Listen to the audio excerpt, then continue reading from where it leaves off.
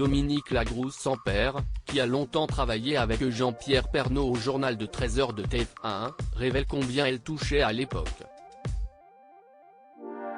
Les fidèles téléspectateurs du journal de 13h de TF1 se souviennent bien sûr de Dominique Lagrousse-Sampère.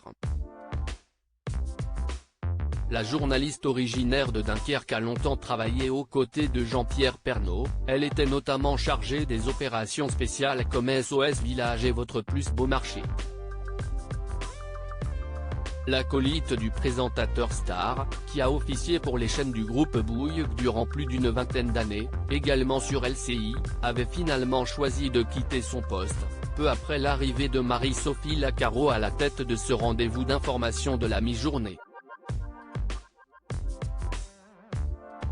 Dominique Lagrousse-Sampère révèle son salaire reçu dans l'émission Chez Jordan, ce vendredi 17 mars 2023, à l'occasion de la sortie de son livre Celle qui s'aimait enfin, la grande reporter a accepté de révéler le salaire qu'elle gagnait à l'époque sur TF1. Je touchais brut 6 000 €. Ce qui me faisait 4 500 € net, par mois, a-t-elle avoué à l'animateur. Si le montant peut sembler confortable, Jordan de Luxe s'est empressé de préciser, on n'est pas du tout dans des salaires mirobolants, recevant l'approbation de son invité. Je rappelle que quand Jacques Legros présente un JT, il touche 2 000 € par jour, en remplacement, a aussi ajouté le présentateur, se remémorant les confidences du Joker du 13h, sur ce même plateau. Les raisons du départ de Dominique Lagrousse-Sampère. Dominique Lagrousse-Sampère a également accepté de ne dire plus sur ce qui l'a poussé à quitter TF1. J'ai passé 20 ans formidables, 20 ans qui ont fait que je suis devenue la professionnelle que je suis. Notamment grâce à Jean-Pierre qui a eu du pif.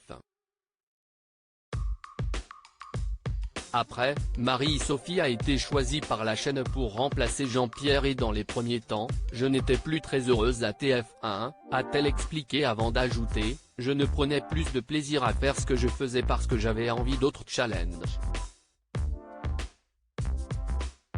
Je suis une personne qui aime les challenges.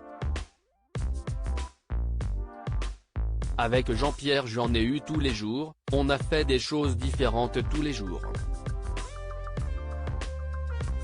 Et d'un seul coup je n'en avais plus. On ne me proposait plus grand-chose, a-t-elle conclu. À lire aussi cette peur m'a transpercé, Dominique Lagrousse-Sampère évoque la crainte d'oublier Claude Sampère, son mari décédé il y a 3 ans.